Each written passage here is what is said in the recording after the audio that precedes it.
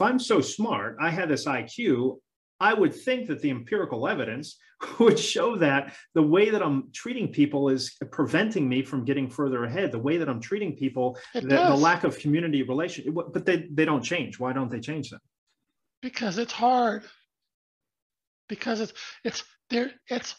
there's three primary sources of resistance to change. One is the amygdala I mentioned.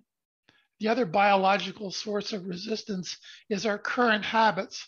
Once we develop a habit, it's a neural network pathway in our brain. And we can develop new habits at any age. It's called brain plasticity or neurogenesis. But even though we can develop new habits at any age, and those new habits can be better than our old habits are always going to be stronger than the new habits. And there's going to be a battle internally between our old habits and our new habits for control, for dominance. So those are the two primary sources of biological resistance to change. The other one is sociological. The people around us don't want us to change, because if we begin to change and get better results, maybe they're going to have to change, and that scares the hell out of them. And the best way to ensure they don't have to change is to make sure we fail. So they can say, look, I told you so, get your head down and shut up and come back into the herd like the rest of us.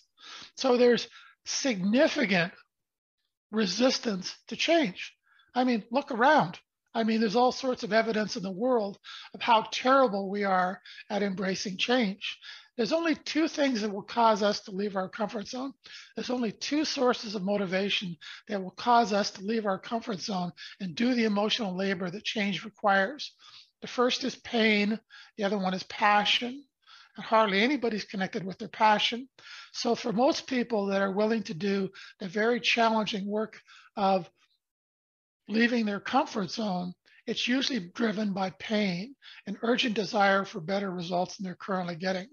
Nobody would ever go to a dentist unless they were either in pain or trying to avoid pain.